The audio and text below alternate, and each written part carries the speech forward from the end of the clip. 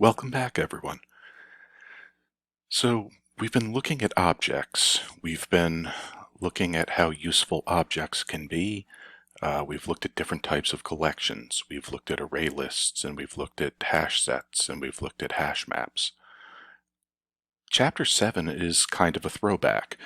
We're going to look at the first type of collections that made their way into high-level programming languages. So this is something that moved forward from Fortran through the different languages, Algol and into C, and from C into Java. And it carries a lot of constraints from that history with it. It requires you to get comfortable with another kind of syntax, which you probably were exposed to in CSIT 103 and 105.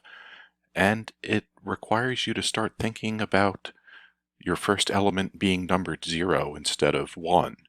And we'll talk about why that is. And of course, you've already seen that with array lists. But you might say, well, what is it with computer scientists? Why in the world does why don't they start with 1? It would be so much simpler. And we'll address that as well. So this chapter is about arrays. Arrays, again, are historical artifacts, but still incredibly useful. But the thing about an array is it's fixed in size. So an array list or a hash set or a hash map will expand out to the amount of available memory. When we work with arrays, we have to say when we create them, what is the maximum number of elements this array can ever store? And at that point, that array's size is fixed. And if you try to store more than that, you're going to get an array index out of bounds exception, and you're stuck. You have to rewrite the code to allow for more elements. Inside of Java, arrays are objects, but these are objects that you can't apply methods to. So there is an array object that Java provides in the util class, which will allow us to do useful things with arrays, things that in previous programming languages you would have to do for yourself. So when we work with arrays, we're dealing with bringing something that has been historically useful and is part of many different programming languages into a language that was designed with a different underlying philosophy. And so there's an uneasy marriage between the two concepts and how they get used. But they are still incredibly useful and very important for you to get under your belt, because you will see this syntax in projects that you inherit, and you will want to use these arrays in projects that you create. So let's get started.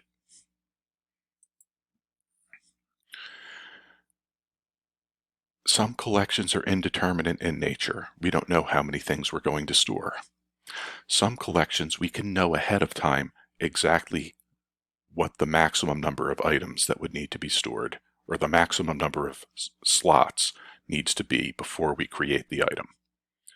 So these are the types of solutions or types of problems that lend themselves well to arrays. Because arrays aren't really constrained in the same way as constrained, because they're not constructed in the same way as array lists and other collections, they work with primitives natively. So this also means that arrays can be faster than storing ints and floats and things like that in array lists, because an array, being an older technology, doesn't do the boxing and unboxing of these primitive types. That doesn't mean you can only use arrays with primitives, though.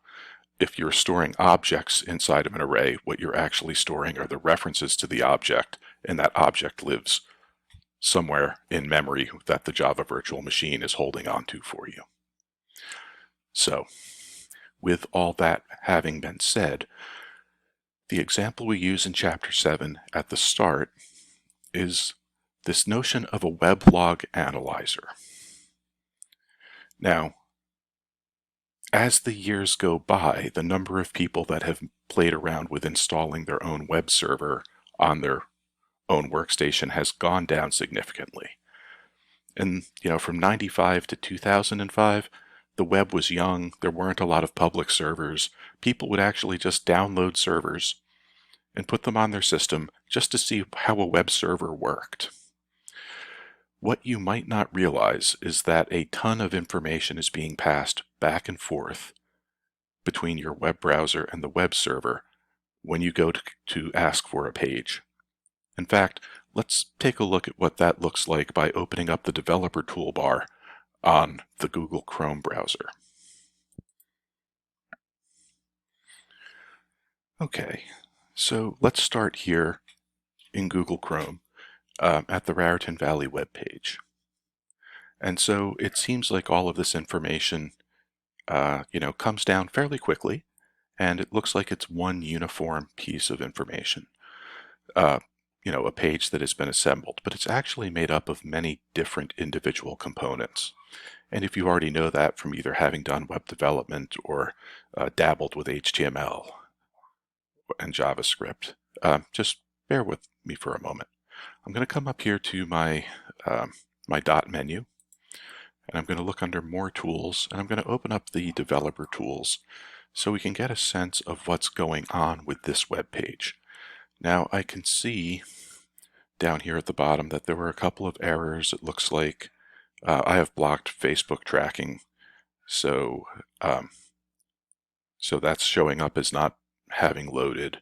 And there's Google Analytics. I don't want Google tracking me, so I have that blocked as well. Okay, so we have some pieces here. And then there's some additional pings going back and forth. I'm going to clear this, and I'm going to record the interaction with the web page as I download. And I'm going to refresh this page, and we're going to see all of these different pieces coming in. And now I'm going to stop recording.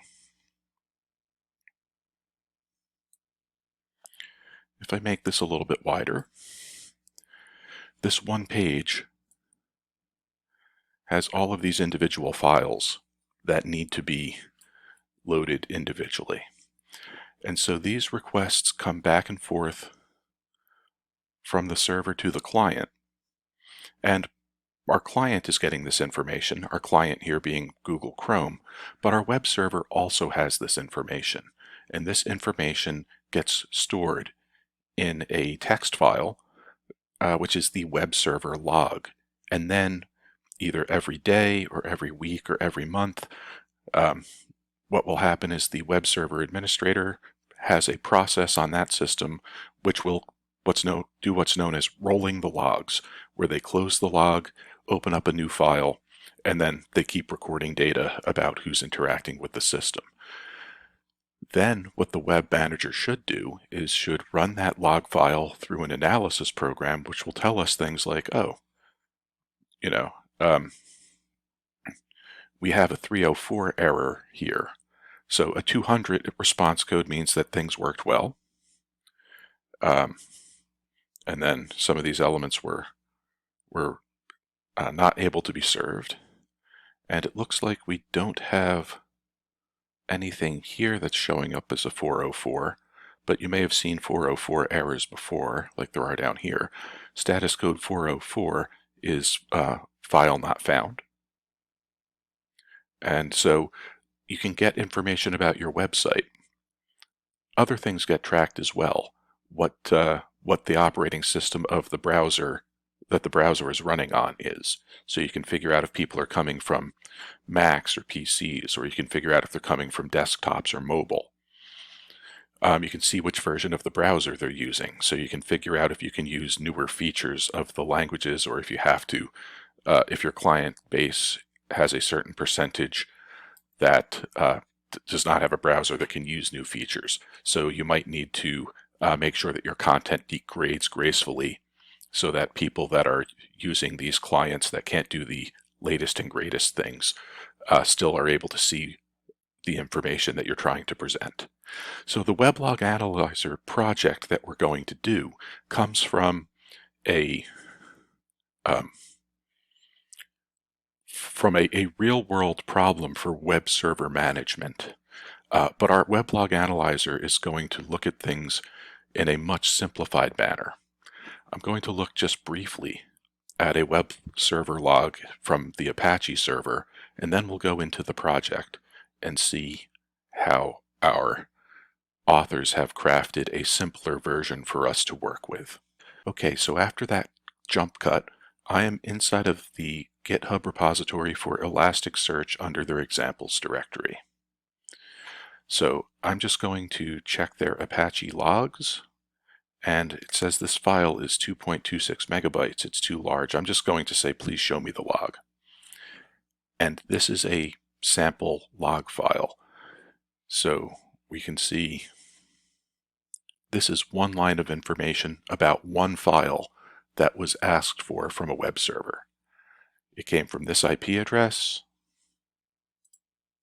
on this date. It was a GET request. It was looking at this folder inside of the web server. The request was made using Hypertext Transfer Protocol version 1.1. The return status code was 200, which meant OK. Everything worked OK. The amount of bytes that were transferred were 203,023 bytes. The URL that the web browser was hitting is this URL, which maps to this file location on the server. The browser was Mozilla 5.0 for the Macintosh running OS 10.9.1. The request was made using the internals of Apple WebKit, KHTML, so it's kind of like Gecko, and the actual browser is Chrome version 32.0.1700.77 running and internally known as Chrome for WebKit, but was actually Safari 537.36. There's a lot of information that you leak about what you're using every time you hit a website. And this is just the stuff that's about the client-server interaction. Okay, so let's go back to the weblog analyzer project in our next video and see how we're going to do a much simpler version of a log and start to parse it.